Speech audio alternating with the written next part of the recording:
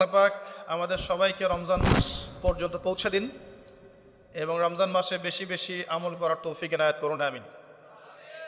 রমজান সম্পর্কে এই জন্য কথা বললাম যে রাসূল সাল্লাল্লাহু আলাইহি ওয়াসাল্লাম একটা হাদিসের মধ্যে বলেছেন যে তিন শ্রেণীর ব্যক্তির জন্য ধ্বংস, তিন শ্রেণীর ব্যক্তির জন্য ধ্বংস, লাআনত বা অভিশাপ। এক শ্রেণী হচ্ছে যারা নিজের বৃদ্ধ পিতামাতাকে পেয়েছে কিন্তু পিতামাতার খেদমত করে জান্নাত লাভ করতে পারে নাই, তাদের জন্য ধ্বংস। আর এদের সংখ্যা দিন দিন বাড়ছে, এই জেনারেশনের সংখ্যা দিন দিন বাড়ছে যারা পিতামাতার খেদমত করতে চায় না। দ্বিতীয়ত হচ্ছে সেই শ্রেণীর মানুষ যারা রমজান মাসকে পেয়েছে, রমজান মাসকে পেয়েও তারা নিজেদের গুনাহ মাফ করাতে পারল না, তাদের জন্য ধ্বংস। তৃতীয় শ্রেণী হচ্ছে তারা যাদের সামনে রাসূলুল্লাহ সাল্লাল্লাহু আলাইহি ওয়াসাল্লামের নাম উচ্চারিত হয়েছে কিন্তু রাসূলের নাম শুনে তারা দরুদ পাঠ করেন নাই। এই তিন শ্রেণীর ব্যক্তির জন্য রাসূলুল্লাহ সাল্লাল্লাহু আলাইহি ওয়াসাল্লাম ধ্বংসের দোয়া করেছেন। আমরা আল্লাহর কাছে দোয়া করি, আল্লাহ পাক আমাদেরকে এই তিন শ্রেণীর অন্তর্ভুক্ত না করুন, আমিন। এবং আসন্ন রমজানে আমরা যেন রমজানকে কাজে লাগিয়ে আমাদের গুনাহগুলোকে মাফ করাতে পারি, আল্লাহ পাক সেই তৌফিক এনায়েত করুন, আমিন।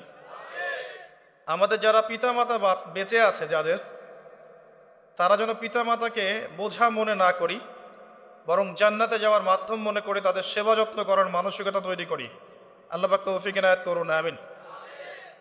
এবং রাসূলুল্লাহ সাল্লাল্লাহু আলাইহি ওয়াসাল্লামের নাম শুনলেই কমপক্ষে সাল্লাল্লাহু আলাইহি ওয়াসাল্লাম এই কথাটা বলার অভ্যাস গড়ে তুলি, আল্লাহ কবুল করুন, আমিন। রমজানকে কাজে লাগানোর জন্যে আগে থেকেই প্রস্তুতির প্রয়োজন আছে। যে ব্যক্তি নামাজ পড়ে না 5 ওয়াক্ত, রমজানের প্রথম দিনেই সে 5 ওয়াক্ত নামাজে হয়ে যাবে, এটা কিন্তু ডিফিকাল্ট। এই জন্য এখন থেকেই নামাজের চর্চা করতে হবে। রমজানে কয়েকটা কাজ খুব বেশি বেশি গুরুত্ব দিয়ে করবেন। 1 নাম্বার, জামাতের সাথে 5 ওয়াক্ত সালাত পারা যাবে ইনশাআল্লাহ। 2 নাম্বার, নিজের মালের যাকাত দিয়ে দিবেন। এটা কি ব্যবসায়িক সমিতির উদ্যোগে প্রোগ্রাম?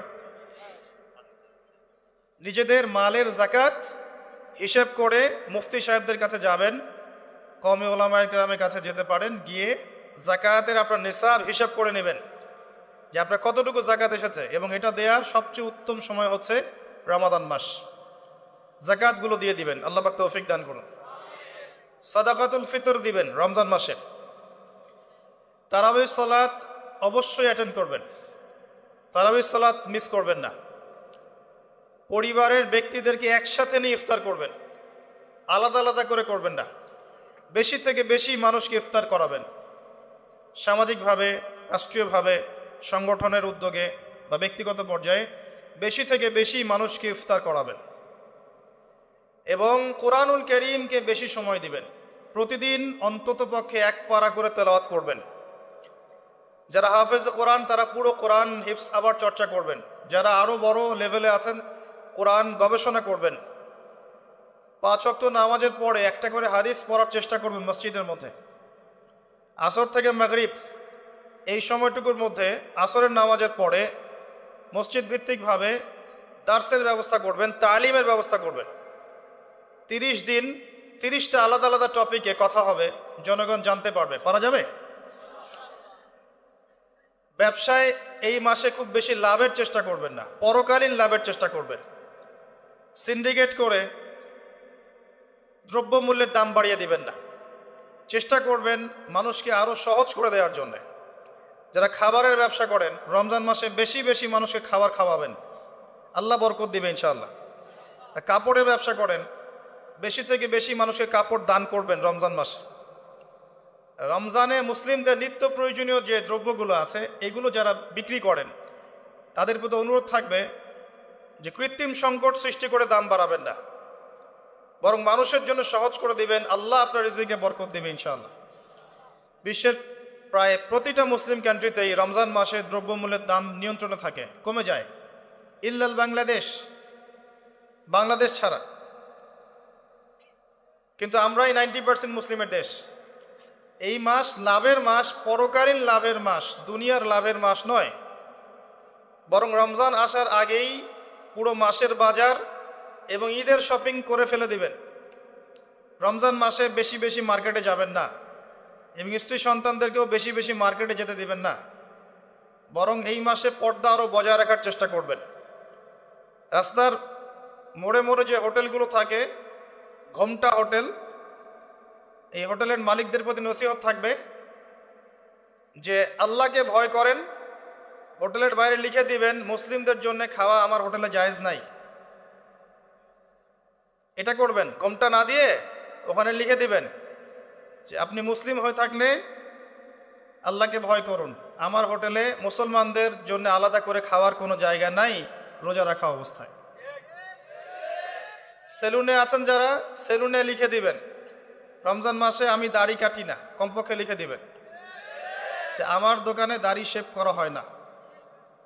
রমজান মাসে আল্লাহওয়ালা হয়ে যান, লাআল্লাকুম তাত্তাকুন, তাকওয়া অবলম্বন করতে হবে। কিছু টিপস বলে দিলাম। সবচেয়ে বড় কথা হচ্ছে মানসিক প্রস্তুতি। রমজান আসতে যাচ্ছে, একটা মানসিক প্রিপারেশন। এই রমজানের 30টা দিন আমি প্রত্যেকটা দিনকে কাজে লাগাবো। প্রতিটা দিন আমি কোরআনের কিছু অংশ পড়বো, হাদিস কিছু পড়বো, দুটা কথা মানুষকে দাওয়াত দিব, ইফতার করাবো মানুষকে, সাধ্যমতো দান সাদাকা করব, তারাবির সালাতে হাজির হব, কোরআন খতম দিব। এই কাজগুলো করতে কি সরকার বাধা দিবে? প্রশাসন বাধা দিবে? এগুলো আমাদের হাতে আছে। আল্লাহ পাক আমাদের সবাইকে তৌফিক এনায়েত করুন, আমিন। আর এই রমজান মাসে বেশি বেশি খাওয়া এবং দুনিয়াবি কাজে অপচয় করবেন না। সারাদিন রোজা রেখে যদি ইফতার করতে 20টা আইটেম নিয়ে বসি আমাদের পুরান ঢাকার মানুষের মতো, তাহলে অবস্থা খারাপ। রমজানের আধ্যাত্মিকত্ব নষ্ট হয়ে যাবে। কথা কি বুঝতে পারছেন? রোজা রেখেছে আলহামদুলিল্লাহ, ইফতার করার জন্য কি 20টা আইটেমের দরকার আছে? 10টা আইটেমের দরকার আছে? এই যত বেশি ইফতারে খাবে মানুষ তত বেশি সে অসুস্থ হয়ে যাবে এবং তারাবি অন্যান্য ইবাদতগুলো ঠিক মতো করতে পারবে না। আমাদের ক্ষেত্রে দেখা যায় যে সেহেরি আর ইফতারে আয়োজন দেখলে মনে হয় এটা আমার জীবনের শেষ খাওয়া হবে না। কথা বুঝতে পারছেন? এই স্বভাবগুলোকে চেঞ্জ করতে হবে। আল্লাহ পাক তৌফিক ইনায়েত করুন, আমিন। এবার আসেন, মেরাজে যাওয়ার আগে আমরা রাসূলুল্লাহ সাল্লাল্লাহু আলাইহি ওয়াসাল্লামের জীবনীর সামন থেকে আসতে চাই। আর আমি যে কথাটা বলতে চেয়েছিলাম সেটা হচ্ছে রমজান আসার আগেই নবী সাল্লাল্লাহু আলাইহি ওয়াসাল্লামের জীবনী একবার পড়ে শেষ করবেন, ওয়াদা করেন। হাত উঁচু করেন, হাত নামান। সবচাইতে সেরা বই আমার কাছে জীবনীর উপরে, নবী সাল্লাল্লাহু আলাইহি ওয়াসাল্লামের জীবনীর উপরে অনেক বই আছে, তবে আমার কাছে মনে হয় সবচেয়ে বেস্ট বইটা হচ্ছে আর রাহিকুল মাখতুম। নাম মনে থাকবে? রাহিকুল মাখতুম, আল্লামা সফিউর রহমান মোবারকপুরী রাহিমাহুল্লাহ, যিনি এই সাবকন্টিনেন্টের মানুষ ছিলেন, তিনি বইটা লিখেছেন এবং বইটা 1182টা বইয়ের মধ্যে প্রথম স্থান অধিকার করেছে। 1182টা বা 83টা বইয়ের মধ্যে এই বইটা প্রথম স্থান অধিকার করেছে এই সৌদি আরবের কম্পিটিশনে। তো এই বইটার যে প্রাণবন্ত সিরাতের বই আমি আসলে পড়িনি, আর অনেক সিরাতের বই আছে এবং আমি অনুরোধ করব সিরাতের বেশি বেশি বই কিনবেন। একটা সিরাতের বইয়ে সব তথ্য হয়তো থাকবে না, এখানে ভেরিয়েশন আনতে হবে আপনাকে। বিভিন্ন সিরাতের বই কিনবেন, কিন্তু আর রাহিকুল মাখতুম বইটা মাস্ট বি পড়ার চেষ্টা করেন। রমজান মাস আসার আগেই বইটা শেষ করবেন, ওয়াদা করেন ইনশাআল্লাহ। আল্লাহ পাক তৌফিক দান করুন। এবং রমজান মাস আসার আগেই কোরআন তেলাওয়াত শিখে নেবেন, ওয়াদা করেন। আগামীকাল থেকেই প্রয়োজনে স্থানীয় মসজিদের যিনি ইমাম আছেন বা মুয়াজ্জিন সাহেব আছেন বা মাদ্রাসা শিক্ষকরা আছেন তাদের কাছে যাবেন। 1 থেকে 2 মাসের বেশি সময় লাগার কথা না আপনার তাজবিদ শিখতে। সবার তো শিখলেই বিশুদ্ধ হয়ে যাবে না। পড়তে পড়তে পড়তে পড়তে একটা পর্যায়ে আপনার মুখের মধ্যে জড়তা আল্লাহ কাটিয়ে দিবে, তখন আপনি ইনশাল্লাহ ফ্লুয়েন্টলি পড়তে পারবেন। কিন্তু শিখতে, নিয়মকানুনগুলো শিখতে 1 থেকে 2 মাসের বেশি লাগার কথা না। আর আমি জানি আপনারা জীবনে অনেক কিছুই পড়েছেন, আপনারা জীবনে এসএসসি, এইচএসসি, অনার্স মাস্টার সব করেছেন, BBA করেছেন, ডক্টরেট ডিগ্রি অর্জন করেছেন, মেডিকেল সায়েন্স পড়েছেন, কঠিন কঠিন সাবজেক্ট পড়েছেন, বাংলা সাহিত্য পড়েছেন, উপন্যাস পড়েছেন, শরৎচন্দ্র, বঙ্কিমচন্দ্র, হুমায়ুন আহমেদ সব পড়ে শেষ করে ফেলেছেন। রবীন্দ্র নজরুল তো শেষ আগেই। ইংরেজিতে অনার্স করছেন, ইকোনমিক্সে অনার্স করছেন, ম্যানেজমেন্ট পড়ছেন, অ্যাকাউন্টিং পড়ছেন, কঠিন সাবজেক্ট পড়ছেন, ফিজিক্স কেমিস্ট্রি পড়ছেন, বায়োলজি পড়ছেন, কিন্তু 1-2 মাস 3 মাসের মধ্যে আপনি কোরআন শিখতে পারবেন না, এটা আসলে বিশ্বাসযোগ্য নয়।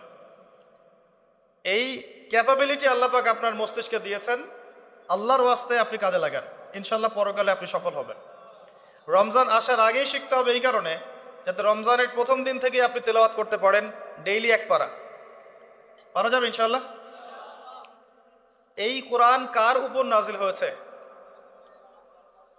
মুহাম্মদ সাল্লাল্লাহু আলাইহি ওয়াসাল্লামের প্রতি। কখন নাজিল হয়েছে আমাকে বুঝতে হবে। একটু বসেন, রিল্যাক্স হন, আমাকে দেখা না গেলে কোনো সমস্যা নেই, আমার কথাগুলো শুনেন। আর আমি তো জামাই না যে আমাকে দেখতেই হবে। তো নবী সাল্লাল্লাহু আলাইহি ওয়াসাল্লাম যে সময়ে তার উপরে কোরআন নাজিল হয়েছে, এই সময়টা একটু বুঝতে হবে। ওই যুগটাকে বলা হয় কি? আইয়ামে জাহিলিয়াত, মানে কি? অন্ধকারাচ্ছন্ন যুগ। ওই যুগে মৌলিকভাবে অনেক সমস্যা ছিল, কিন্তু মোটা দাগে 5টা সমস্যা ছিল। কয়টা? 5টা। এখান থেকে আমি মেরাজের দিকে যাবো ইনশাল্লাহ। 5টা মৌলিক সমস্যা ছিল। 5টা সমস্যার প্রথম হচ্ছে শিরক। ওই যুগের মানুষরা আল্লাহর সাথে শিরক করত। তারা মূর্তি পূজা করত, তারা মাধ্যম পূজা করত, তারা কবর পূজা করত, তারা মৃত ব্যক্তির পূজা করত, তারা প্রকৃতির পূজাও করত কোনো কোনো ক্ষেত্রে। আর অল্প কিছু মানুষ ছিল নাস্তিক, অল্প কিছু, খুব বেশি না। এই যে শিরকের এই সমস্যাটা এখনকার বিশ্বের মধ্যে নাই। আচ্ছা, দ্বিতীয় সমস্যা ছিল রিবা বা সুদ। তাদের ম্যাক্সিমাম মানুষ সুদ ভিত্তিক অর্থনীতির সাথে জড়িত ছিল। এই সমস্যাটা কি এখনকার বিশ্বে নাই? তো দ্বিতীয় সমস্যা ছিল রিবা, যেটা এখনকার বিশ্বের অন্যতম মৌলিক সমস্যা। আপনি যদি বিশ্বের অর্থনীতির দিকে তাকান, আপনি দেখবেন বিশ্বের পুরো অর্থনৈতিক সিস্টেমটা সুদ ভিত্তিক। কেউ এর বাইরে নয়, কেউই বাইরে নয়। আমরা এমন একটা যুগে বাস করছি যেখানে কেউ যদি সুদ থেকে বাইরে থাকতে চায়, যে আমি মোটেই খাবো না, একবারেই খাবো না, টোটালি খাবো না, তারপরেও তার গায়ের মধ্যে সুদের ছিটা ফোটা লাগবে। কথা বুঝতে পারছেন? এটা সেই যুগ। কিভাবে লাগবে সেটা সম্পর্কে জানার জন্যে রিবা কেন্দ্রিক যে বইগুলো আছে, আল্লামা তাকি উসমানীর বই আছে, ইনশাআল্লাহ আগামীতে এটার উপর বিস্তারিত আলোচনাও আসবে। এগুলো পড়েন এবং শোনেন, ইনশাআল্লাহ কাজে দেবে। শুধু এতটুকু বলবো, যে খায়, যে দেয়, যে সাক্ষী থাকে এবং যে লিখে রাখে, উভয়কেই, এই 4 শ্রেণীর মানুষকেই নবী সাল্লাল্লাহু আলাইহি ওয়াসাল্লাম সমান অপরাধী বলেছেন। পুরো সিস্টেমটার মধ্যে এগুলো পড়ে যাবে। এমনকি যদি দেখেন আমি খাচ্ছি না, একটা ফ্ল্যাট বাসায় ভাড়া আছে, এই বাসা যে করেছে সে সুদের লোন নিয়ে করেছে, আমার ভাড়ার টাকা থেকে সে লোন শোধ করে, পরোক্ষভাবে আমিও সুদের সাথে জড়িত আছি। এটা সেই যুগ যেখানে আপনি বেঁচে থাকতে চাইলে পারবেন হয়তোবা, যদি আপনার তাকওয়া অনেক উঁচু লেভেলের হয়, কিন্তু ধুলি কণা আপনার গায়ে লাগবেই, আপনি বাঁচতে পারবেন না। তৃতীয় সমস্যা ছিল মাদক। আইয়ামে জাহিলিয়াতের তৃতীয় সমস্যা ছিল মাদক। এখনকার বিশ্বের দিকে আপনি তাকান, আপনি দেখবেন ম্যাক্সিমাম যুব সমাজ এই সমস্যায় নিপতিত আছে না? সেম সমস্যা। চতুর্থ সমস্যা ছিল নারীর অবমাননা। এটা সম্পর্কে বলার আমার কোনো প্রয়োজন নাই, যথেষ্ট বলেছি এই পর্যন্ত আমি। নারীকে যেভাবে আজকে আমরা পণ্যের ন্যায় ব্যবহার করছি, এটা আইয়ামে জাহিলিয়াতের সেই বন্যতাকেও হার মানিয়েছে। 5 নম্বর সমস্যা ছিল গোত্রীয় দ্বন্দ্ব, গোত্রীয় রক্তক্ষয়ী সংঘাত। এই 5টা ছিল মৌলিক সমস্যা। এখন আপনি আপনার সমাজ এবং বিশ্বের দিকে তাকিয়ে দেখেন এই 5টা সমস্যা আছে কি নাই? আছে। এরকম একটা যুগে জন্ম নিয়েছেন প্রিয় নবী মুহাম্মদুর রাসূলুল্লাহ সাল্লাল্লাহু আলাইহি ওয়াসাল্লাম। এরকম সমাজে থেকেও তিনি কখনো পাপের ধার কাছেও যান নাই। বলেন সুবহানাল্লাহ। এরকম একটা সমাজে থেকেও যখন তিনি নবী হননি, তখনও পাপের ধার কাছেও তিনি যান নাই। তিনি কখনো শিরক করেননি, কখনো মূর্তি পূজা করেননি, কখনো রিবা খাননি, আর বাকি বিষয়গুলো ধার কাছেও যাননি। বরং তিনি হিলফুল ফুজর তৈরি করেছিলেন যাতে করে সমাজের এই অসঙ্গতিগুলো দূর করা যায়। এটা তো আপনারা জানেন। এরপর তিনি নবী হলেন 40 বছর বয়সে। প্রথম কোন আয়াত নাজিল হয়েছিল?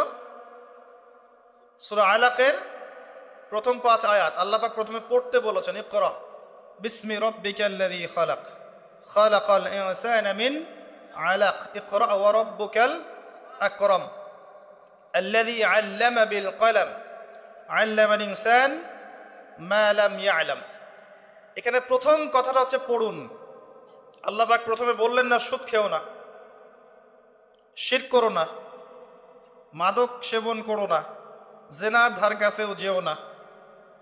আল্লাহ পাক এগুলো কিছুই বললেন না। এমনকি আল্লাহ এটাও বললেন না সুবহানাহু ওয়া তাআলা যে নামাজ আদায় করো, যাকাত দাও, রমজান মাসে সাওম রাখো। আল্লাহ পাক কি বললেন? পড়ুন। আপনার জীবনের প্রথম ফরজ হচ্ছে পড়াশোনা করা। আমাদের জীবনের প্রথম ফরজ হচ্ছে পড়াশোনা করা। যে যত বেশি কনস্ট্রাকটিভ সিলেবাসে পড়াশোনা করবে তার অন্তর্দৃষ্টি তত বেশি সুদূর প্রসারী হবে ইনশাআল্লাহ তাআলা, এবং তার আমল আরো সুন্দর হবে, তার ব্যবহার সুন্দর হবে, চরিত্র সুন্দর হবে, তার মনুষ্যত্ব ভালো হবে। তার দ্বারা সমাজ, দেশ, রাষ্ট্র, উম্মাহ ভালো কিছু পাবে ইনশাআল্লাহ। অশিক্ষিত মূর্খ জনগণকে দিয়ে রাষ্ট্রের কোনো কাজ নাই, আছে? তবে শিক্ষাটা হতে হবে এমন জ্ঞান, ইকরা বিসমি রাব্বিকাল্লাযী খালাক, পড়ুন আপনার সেই রবের নামে যিনি আপনাকে সৃষ্টি করেছেন। যে জ্ঞান আপনাকে আপনার স্রষ্টা, ওদের ভাষা ব্যবহার করে বলছি, আপনার ইলাহ আল্লাহর দিকে নিয়ে যাবে, সেটাই প্রকৃত জ্ঞান। যে জ্ঞানটা আপনাকে আল্লাহ থেকে দূরে সরাচ্ছে দিন দিন, এটা জ্ঞান নয়, এটা জাহেলিয়াত। আমি কি বুঝাতে পারছি? এবার আপনি চিন্তা করে দেখেন যে আপনার জ্ঞানটা আপনাকে কি আল্লাহর দিকে নিয়ে যাচ্ছে নাকি আল্লাহ থেকে দূরে সরাচ্ছে। এরপরে আপনি চিন্তা করবেন আপনি প্রকৃত জ্ঞানী কিনা। কেউ যদি অক্সফোর্ড, কেমব্রিজ, হার্ভার্ড থেকে পাশ করে আসে, এসে বলে যে পর্দা এটা সেকেলে প্রথা, ওই যুগে চলতো এই যুগে চলে না, এই ব্যক্তিকে আমরা জ্ঞানী বলতে পারি না। কেউ যদি বাইরে থেকে বড় ডিগ্রি এসে বলে যে ইসলাম আসলে এই যুগে চলে না ওই যুগে চলতো, সুদের মধ্যেই আছে অগ্রগতি আর প্রগতি, ফ্রি মিক্সিং ভালো জিনিস, ছেলে মেয়ে একসাথে পথ চলবে, খারাপ কিছু না, মাদকদ্রব্য খাওয়াই যায়, মানুষ মাদকদ্রব্য খেলে ভালো কাজ করার উৎসাহ পাবে, এরকম কথাবার্তা যদি কেউ বলে, বা আল্লাহর হালালগুলোকে হারাম করে দেয়, হারামগুলোকে হালাল করে নেয়, এই ব্যক্তি বা এই সম্প্রদায়কে আমরা জ্ঞানী বলতে পারি না। কারণ তাদের জ্ঞান তাদেরকে আল্লাহ থেকে দূরে সরিয়ে দিয়েছে। ইকরা বিসমি রাব্বিকাল্লাযী খালাক, পড়ুন আপনার সেই রবের নামে যিনি আপনাকে সৃষ্টি করেছেন। খালাকাল ইনসানা মিন আলাক, যিনি মানুষকে সৃষ্টি করেছেন জমাট বাঁধা রক্তপিণ্ড থেকে। ইকরা ওয়া রাব্বুকাল আকরাম, পড়ুন আপনার রব মহামান্বিত। আল্লাযী আল্লামা বিল কলম, যিনি আপনাকে কলম দ্বারা জ্ঞান শিক্ষা দিয়েছেন।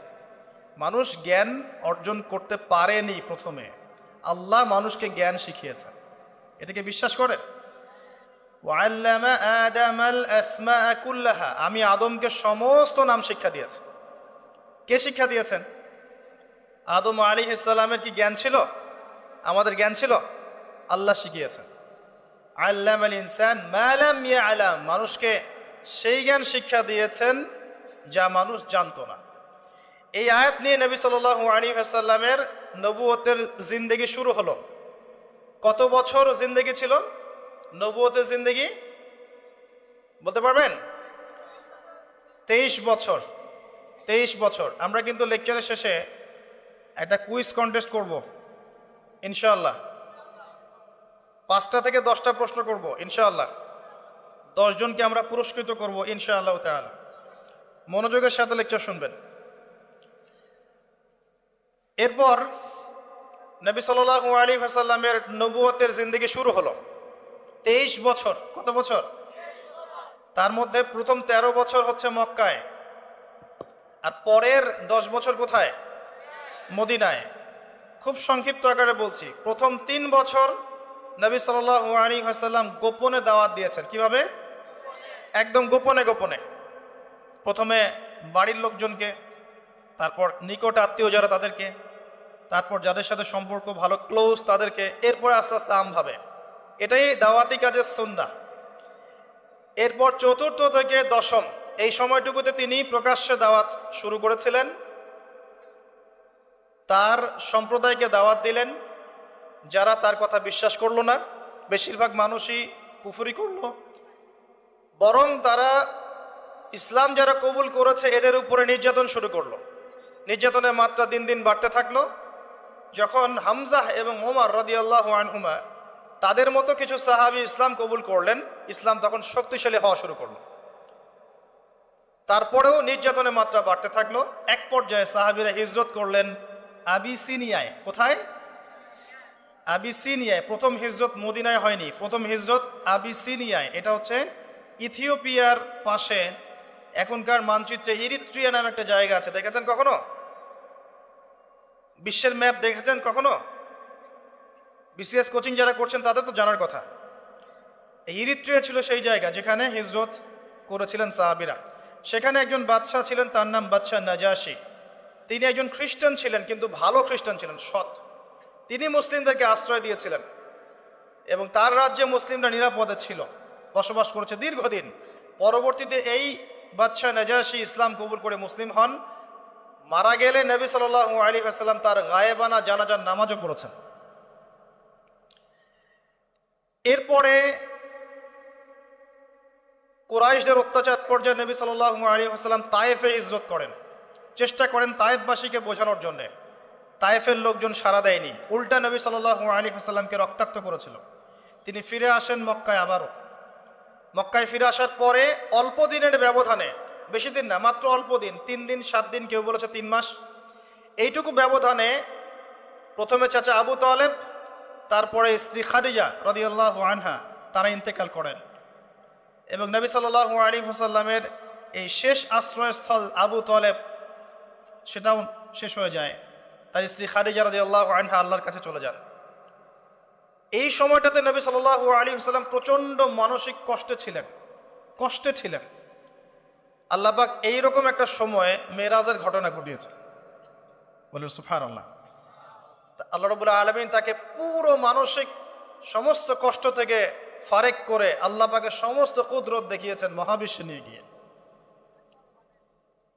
যদিও বা তার আগের 3 বছর সাহাবীদেরকে বয়কট করা হয়েছিল। 3 বছর গাছের ছাল পাতা খেয়ে সাহাবীরা থেকেছেন শিয়ারে আবু তালেব নামক জায়গায়। এরপর বয়কট তুলে নেওয়া হয়। তারপর এই আমুল হুজন আসে। এর পরের বছর ইয়াসরিব বা মদিনা থেকে 6 জন যুবক এসে ইসলাম কবুল করে, বলেন সুবহানাল্লাহ। তাদের নেতা ছিলেন আসাদ বিন জুরারাহ রাদিয়াল্লাহু আনহু। তিনি ফিরে যান মদিনায়। পরের বছর আবার 6 জনকে নিয়ে আসেন, টোটাল 12 জন। এই 12 জন মুসলিম হয়ে আবার মদিনায় ফিরে যান। এই 12 জনের সাথে আল্লাহর নবী সাল্লাল্লাহু আলাইহি ওয়াসাল্লাম একজন সাহাবীকে পাঠিয়ে দেন দায়ী হিসেবে। তার নাম মুসআব বিন উমাইর রাদিয়াল্লাহু আনহু। মুসআব বিন উমাইর রাদিয়াল্লাহু আনহু। প্রশ্ন কিন্তু আসবে, ভালো করে মনে রাখতে থাকেন। এরপরে মুসআব বিন উমাইর রাদিয়াল্লাহু আনহু এই 12 জন সাহাবীর সাথে যান মদিনায়। মদিনার আগের নাম ছিল ইয়াসরিব। কি নাম? ইয়াসরিব। এর পরের বছর মোট 75 জন, 73 জন পুরুষ আর 2 জন নারী, আওস এবং খাজরাজ গোত্রের, তারা আসেন। এসে নবী সাল্লাল্লাহু আলাইহি ওয়াসাল্লামের হাতে হাত রেখে বায়াত করেন। মহিলারা হাতে হাত রাখে নাই, পুরুষেরা হাতে হাত রেখেছিল। আমাদের নবীজি মহিলাদের হাতে কখনো হাত রেখে বায়াত করার নাই। এখন অনেক ভণ্ড পীর দেখা যায় মহিলাদের হাতে হাত রেখে বায়াত করাচ্ছে। মহিলাটা হাত ধরে বায়াত করাতে হয়? মহিলাটা মৌখিক বায়াত করবে। তো 75 জন সাহাবী এসে ইসলাম কবুল করে আবার চলে যান মদিনায়। এই যে 75 জন ইসলাম কবুল করলেন, মদিনার বিশাল একটা জনগোষ্ঠী, কিন্তু 75 জন কম নয়, কারণ ওইখানে জনসংখ্যা এত বেশি ছিল না। তারপরের বছর নবী সাল্লাল্লাহু আলাইহি ওয়াসাল্লাম নিজে এবং সাহাবীরা সবাই গিয়ে হিজরত করেন মদিনায়। কথা বুঝতে পারছেন? এই যে নতুন একটা রাষ্ট্রের জন্ম হলো, মক্কা থেকে সবাই এখন মদিনায়, মক্কায় ঘরবাড়ি ছেড়ে দিয়ে নিঃস্ব হাতে, খালি হাতে, আল্লাহর উপর তাওয়াক্কুল করে। ওখানে আনসারী সাহাবীরা তাদেরকে বরণ করে নিলেন, এমনভাবে বরণ করলেন যে কারো যদি দুইটা জমি থাকে একটা জমি দিয়ে দিয়েছে, কারো দুইটা বাড়ি থাকলে একটা বাড়ি দিয়ে দিয়েছে।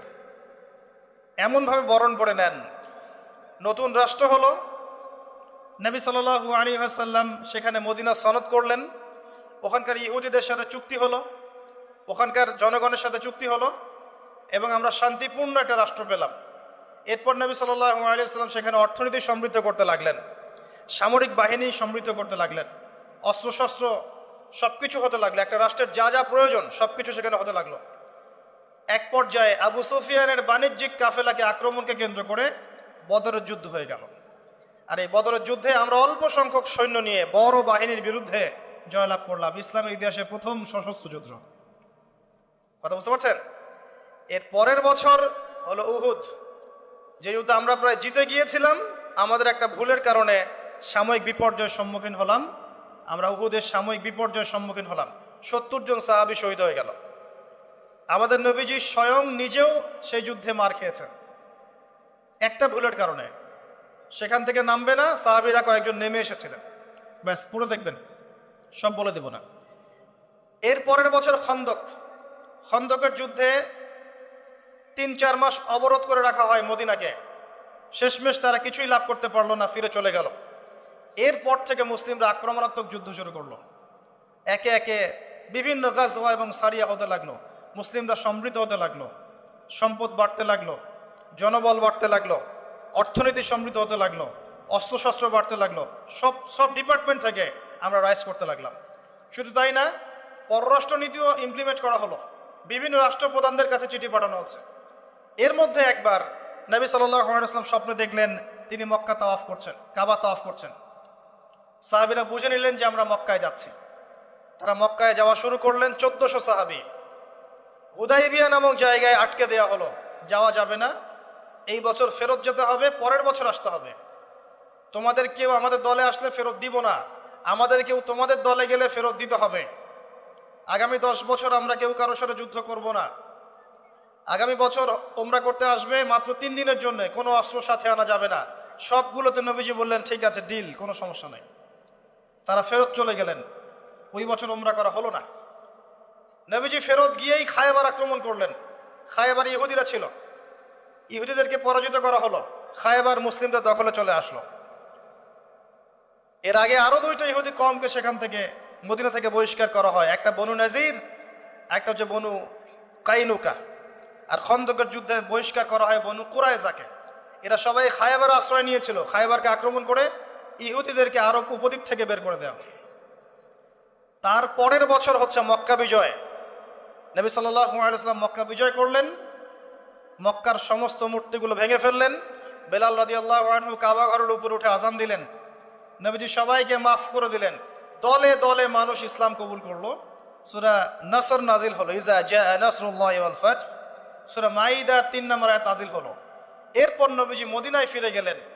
তার মাঝে হুনাইনের যুদ্ধ হয়েছে, এর আগে একটা মুতার যুদ্ধ হয়েছে, তারপর একটা তাবুক যুদ্ধ হয়েছে। ব্যাস, এরপরে মদিনায় ফিরে গিয়ে মাত্র 81 বা 83 দিন নবীজি বেঁচে ছিলেন। তিনি বলে গেলেন তার আগে বিদায় হজের ভাষণে, তোমরা সবাই ভাই ভাই, সাদার উপর কালো, কালোর উপর সাদা, ধনীর উপর গরিব, গরিবের উপর ধনী, আরবের উপর অনরব, অনরবের উপর আরব, কোনো ভেদাভেদ নাই।